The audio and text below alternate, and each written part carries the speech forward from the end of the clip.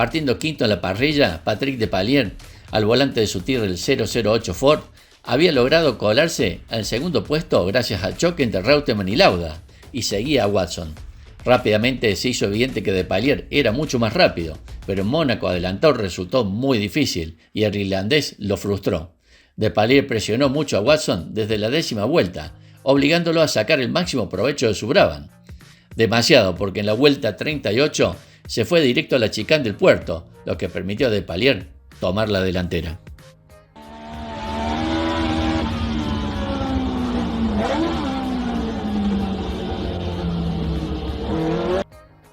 Y mientras el canadiense Gilles Villeneuve en el otro Ferrari se estrellaba contra la barrera de salida del túnel de la vuelta 63, mientras estaba en cuarta posición, Depailler logró, después de 75 vueltas, asegurar su primera victoria en la Fórmula 1, a la edad de 33 años, al final de su 69 Gran Premio.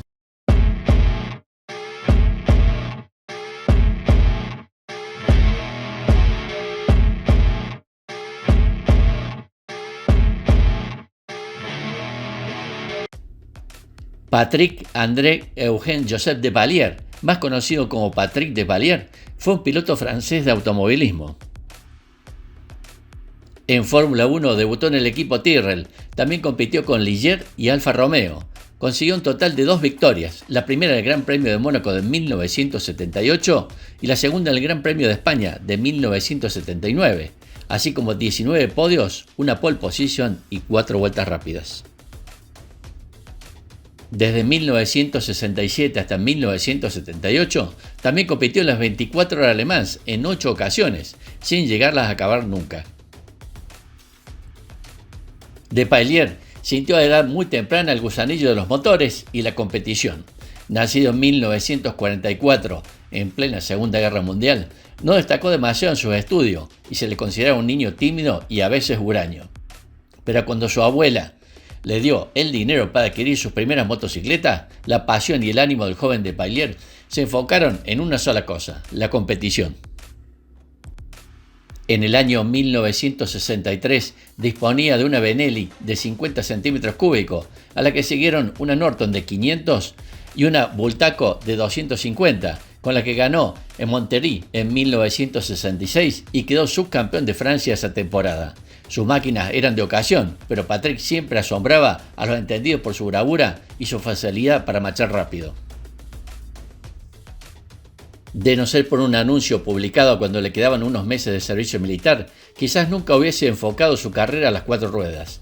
En ese anuncio se ofertaban plazas para disputar una copa de promoción del motor francés a los mandos de sendos Lotus 7, equipados con motores Ford de 1600 centímetros cúbicos. Gracias en parte a sus logros en las motos y a su habilidad al volante en el test, Depailler fue seleccionado como el mejor candidato para la competición. Pronto comenzarían los éxitos del joven Patrick Depailler, con victorias, marcas de velocidad y como era el estilo de época, tentando diversas categorías de la competición y haciéndose a sí mismo, haciendo manos y acumulando experiencia. Al cabo de un tiempo, Jean-Pierre Beltoise, otro gran piloto francés de la época, se convirtió en el protector de Depailler y de hecho lo acompañó en los momentos difíciles, siempre consciente del tremendo talento del joven por la competición. Seguramente, de no ser por él, la carrera de Depailler se habría truncado ante la falta de recursos económicos para sufragar los gastos de su pasión.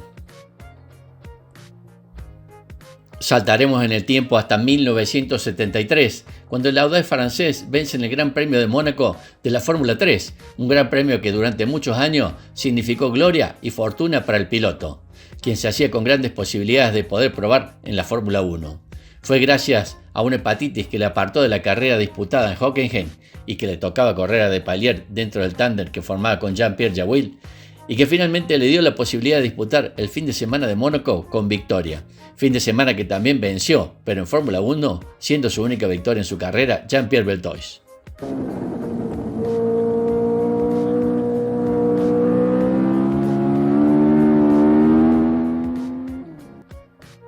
Como era de esperar, esto le abrió las puertas de la Fórmula 1. Su nombre ya sonaba como candidato a test en la categoría máxima, y fue gracias a las gestiones de sus mentores que consiguió una plaza para disputar el Gran Premio de Francia de 1972, a los mandos de un Tyrrell 004. Patrick no consiguió terminar la carrera y de hecho no logró recorrer una distancia suficiente como para ser destacable, apenas 33 vueltas de las 38 totales, pero impresionó a Ken Tyrrell y este le prometió nuevas oportunidades a bordo de sus monoplazas. Je sais pas, j'ai rarement vu un garçon ayant telle persistance dans la malchance que Chris Evans. En su tercera temporada en la especialidad, Patrick se coronaba al fin campeón de la europea de Fórmula 2, pero aunque era titular de un competitivo March 742 BMW, las cosas no fueron tan fáciles. Primero tuvo que luchar con su competente teammate, Hans-Joachim Stuck, que llevaba un March 742 BMW, Jagger Mesting también oficial.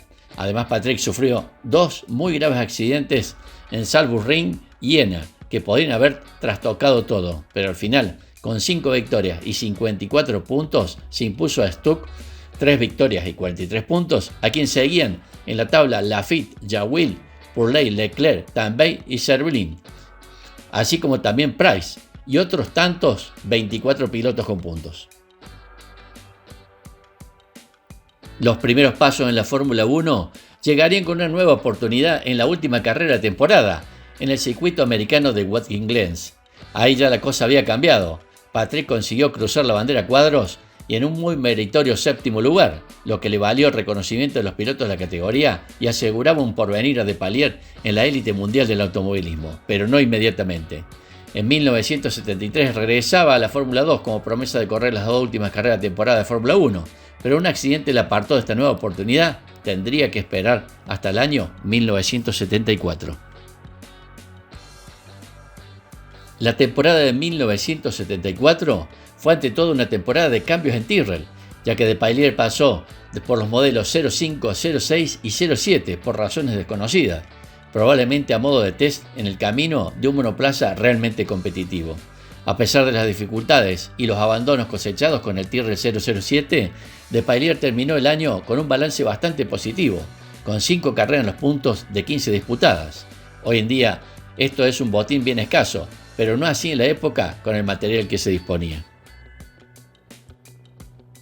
Si hacemos un resumen, Patrick alternó lo mejor con lo no tan bueno. Fue sexto en Buenos Aires, octavo en Interlagos, cuarto en Kyalami, octavo en el Jarama, noveno en Mónaco, segundo en Dunderstop, octavo en Dijon, 11º en Monza, quinto en Mosport y sexto en Watkins Glen, la última carrera de temporada, en cuyo entrenamiento se había matado Francois Sebert, el príncipe encantador del automovilismo francés y el piloto que había hecho sombra a Patrick cuando ambos comenzaban. Patrick Depailler estaba destinado a sustituir a Francois Sebert en el corazón de los aficionados, pero quizás no tenía el mismo carisma. O quizás, como decía Stewart, esa alquimia que siempre, según Stewart, sí tenía Jody Scheckter, el teammate de Depailler, esa temporada en Tyrrell. Scheckter terminó tercero en el campeonato de la Fórmula 1 en 1974 con 2 victorias y 45 puntos, mientras que Depailler, disponiendo teóricamente de las mismas armas, fue noveno con 14 puntos y sin victorias. Su época en Tyrrell fue más bien irregular. Muchísimos abandonos por fallos mecánicos o accidentes que no terminaban de mostrar el verdadero potencial del piloto francés. Para 1975, a pesar de sufrir menos retiradas que en el año anterior, volvería a ser un año de luces y sombras, consiguiendo su primer podio en Sudáfrica y terminando en novena posición en la clasificación general, un año de transición, otro más que no dejaba ver su verdadero potencial. El año siguiente entró en escena el, por decirlo de alguna manera, exótico 6 ruedas, el Tyrrell P34. Se trataba de un monoplaza que en teoría iba a suponer un repunte en prestaciones y fiabilidad, y que de hecho lo fue si nos atenemos a las 7 carreras en el podio que consiguió Depailler en 10 participaciones en grandes premios. La parte mala iba a ser de nuevo la fiabilidad, que frustró una temporada excepcional de Depailler, que con 6 abandonos terminó con todo cuarto clasificado. Una gran pena, pues ese año era el año anterior de destacar, de conseguir un resultado importante, y los puntos cosechados por Patrick en las carreras que consiguió pasar por la bandera cuadros seguramente contribuirían a subir más aún la clasificación final. Nunca lo sabremos. Un año más con el P34 dio a entender que a Depailler que con el Tyrrell no había futuro, pues 9 abandonos situaban a cualquier piloto en el fondo de la clasificación o en tierra de nadie. Parecía que Depailler estaba abonado a los abandonos y fallos mecánicos. No sería así, la calidad del pequeño francés era suprema y gracias en parte a su experiencia y al Tyrrell 008 y a las manos del piloto, en 1978 supuso la primera victoria de la Fórmula 1 en el Gran Premio de Mónaco, admitiéndose por fin a Depailler en el selecto club de los ganadores de grandes premios y por la puerta grande, un honor que desgraciadamente hoy en día está infravalorado.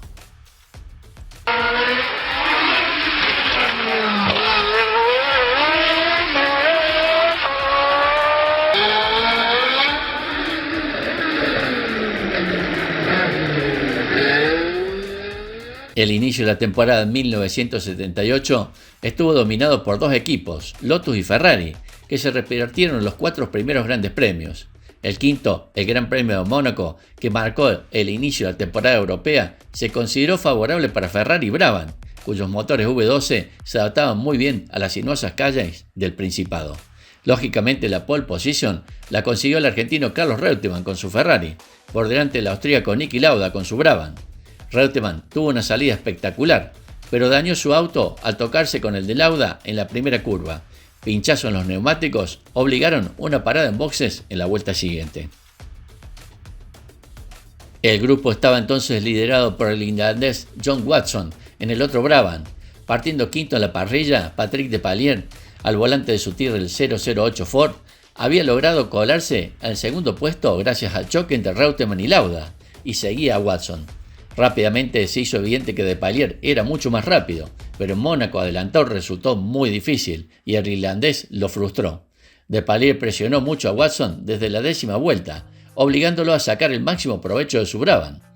Demasiado, porque en la vuelta 38 se fue directo a la chicane del puerto, lo que permitió a Depailler tomar la delantera.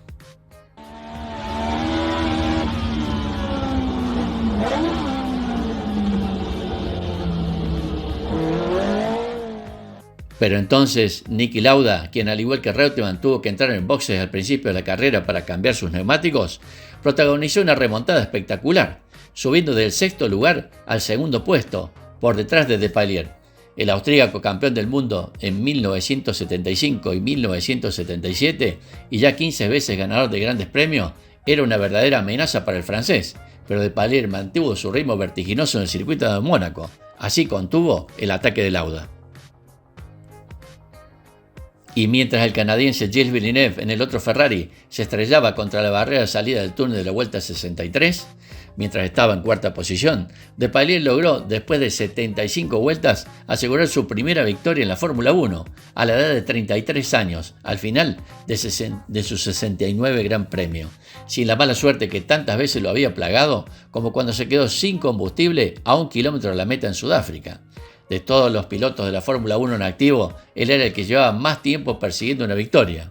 Finalmente pudo demostrar todo su potencial. Niki Lauda terminaría en segundo lugar, a 22 segundos, por delante de Scheckter con Wolf, Watson con Brabham, Pironi con Tyrrell y Patrese con el equipo Arrows. A partir de la vuelta 15, noté que Watson tenía problemas con el sistema de frenos. Solo tenías que esperar el momento oportuno para adelantarlo, explicó Depailler detrás la carrera, en lo que no era uno de los favoritos. Para ganar, el piloto de Tyrrell, que perfeccionó sus habilidades en el sinuoso circuito de Charade, en las colinas sobre el Clermont-Ferrand, intentó una maniobra arriesgada, dijo, neumáticos blandos a la derecha y duros a la izquierda. Con esta victoria en Mónaco, Depailler se puso al frente del campeonato mundial, tras 5 grandes premios, una primera vez para un francés. El resto de la temporada, lamentablemente, no fue tan exitosa. 4 podios adicionales y 8 abandonos totales en la temporada significaron la ruptura del tándem Tyrrell-Depailler, quien recalaría en el equipo de Ligier para la temporada de 1979. Quizás fue la mejor temporada de Patrick en la élite. Podría haber conseguido, si no, el campeonato, sin disputarlo hasta el final, pues llegó a estar al nivel del grandísimo Gilles Villeneuve, sumando una nueva victoria para su palmarés en el circuito de Jarama, en el Gran Premio de España. Si no hubiese de nuevo una ración de mala suerte, seguramente habríamos visto como la temporada del año 79 sería la temporada de Palier, pero un accidente de ala delta apartaba al francés del resto de la temporada con las dos piernas rotas. Fiel a su carácter, se fue a practicar ala delta a los valles del Puy-de-Dôme en las vísperas del Gran Premio de Francia. No tenía mucha experiencia, pero le daba igual. Las corrientes de aire le estrellaron contra una montaña. Se destrozó las piernas. Predecible, según el propio Ken Tyrrell, Gus Ligier entró en cólera. Por primera vez en su vida, Patrick Depailler tuvo miedo. Durante un tiempo hubo peligro de amputación. Estaba muy asustado, reconocía el piloto francés. Sin las carreras no veía sentido su vida. Para colmo, una caída en la cama en el hospital en agosto volvió a abrir la fractura de la pierna. Sufrió 12 operaciones y Ligier le puso en la calle. En su convalecencia ficharía por Alfa Romeo para el año 1980. Con pena y lentitud llegaríamos a la temporada de 1980. Depailler ingresaba en las filas de Alfa Romeo con el fin de ayudar a la evolución del auto, pero esto le llevaría directamente a un trágico final. Ayudado por muletas, apareció Depailler en su presentación como piloto de Alfa Romeo para la temporada de 1980. Su pasión y ganas fueron superando el dolor e inicio de una pretemporada que solo le dio dolores de cabeza en el desarrollo del modelo 179, que en las primeras carreras tuvo pedales más duros para adecuarlo a los problemas de Patrick en sus piernas. En pocas palabras, el Alfa Romeo era un desastre de auto. Ni en prestaciones ni en fiabilidad daba un respiro a Depailler, que no consiguió terminar ninguna de las 8 primeras carreras del calendario. Era desesperante. Patrick decidió tomarse unos días de vacaciones en las Islas Azores, que compartió con Francois Goittier, por esos días jefe del departamento de competición de Elf, la empresa francesa muy vinculada a la campaña deportiva de Depailler. Según contaba Goittier, notó a Patrick muy feliz y relajado, además de entusiasmado con su nueva pareja. Por eso recordó que lamentó tener que interrumpir esas vacaciones para probar el Alfa Romeo en Hockenheim, con vistas al Gran Premio de Alemania. Algo anda mal, le dijo Depailler a su coequiper Bruno Giacomelli, luego que ambos completasen los giros iniciales de los ensayos. Inmediatamente apagó el que sería su último cigarrillo y subió nuevamente al Alfa Romeo. La vuelta de calentamiento fue la única. Un estruendo seco se escuchó por encima de la densa arboleda que por esos días tenía Hockenheim. Al llegar a la Haute-Curve, un viraje que se tomaba 280 km por hora, el Alfa Romeo siguió de largo, golpeó contra las barreras de contención y se dio vuelta. Depailler no tuvo suerte, con fracturas en el cráneo y piernas, prolongó su agonía hasta la llegada al hospital de Heidelberg. Se tronchaba así la esperanza de Francia para consagrar su primer campeón mundial de la Fórmula 1. Ma fare il contagiri non avendo la possibilità di vedere il circuito non è una cosa facile. Ha corretto molto Depailler, avete visto.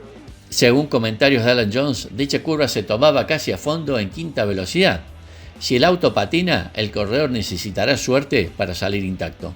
Antes de estrellarse contra las protecciones, Depailler no frenó ni dejó de acelerar, lo que lleva a Marco Gadorki, especulando sobre las causas del accidente, a pensar que se trató de un fallo mecánico o que la faldilla derecha del monoplaza se desintegrara al cenirse el piloto demasiado contra el reborde de cemento que señala el ápice de la pista, con lo que el Alfa Romeo habría perdido su efecto suelo efectuando varias vueltas de campana. Vendrían a muchos los recuerdos de sus comentarios. No tengo dudas de que tenía deseos de morir, un tipo muy agradable, pero siempre pensé que estaba un poco chiflado. ¿Por qué? Mirá cómo vivía su vida. Si el mismísimo James Hunt hablaba así del piloto francés, imagine a quien tuvo la Fórmula 1 en su seno durante varios años. Era el tipo que buscaba el riesgo en todo. Y era lo más cercano a una suerte de comando de élite de las carreras. La gente así es consciente de que hay muchas oportunidades para que un día no tengas que hacer tu equipaje, pero eso no es lo mismo que tener deseos de morir, matizaba Britain sobre el diagnóstico de Hunt. Un día le pidió a su piloto que pusiera en orden su situación económica, pensando en el futuro. No, el futuro es para otros, le respondió Depailler.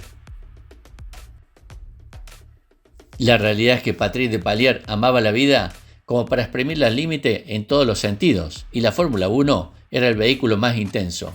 Creo que sabía que algún día moriría. Nunca pasó por su mente la retirada, explicaría su amigo y manager Nick Brittain. Todavía a día de hoy se sigue recordando al pequeño francés como un piloto puro, un amante de la competición en estado puro y un valiente. Por desgracia, como tantos otros valientes, se quedaron en el amasijo de un monoplaza en algún circuito del mundo. Siempre nos quedará su recuerdo. Algo habitual en los pilotos de la época eran sus frases lapidarias. En esta ocasión, Patrick Depailler, como tantos otros, era consciente del riesgo real que corrían sus vidas en la Fórmula 1. Sabiendo cómo terminó su carrera y su vida, no podemos dejar de emocionarnos pensando cómo debía ser la competición en aquellos años, cómo era convivir con el aliento palpable de la muerte tras un incidente en pista. Se decía en la época que las posibilidades de no salir con vida en accidente en Fórmula 1 eran de 2/3, y por eso nos emocionamos tanto con su frase: soy valiente, pero no estoy loco.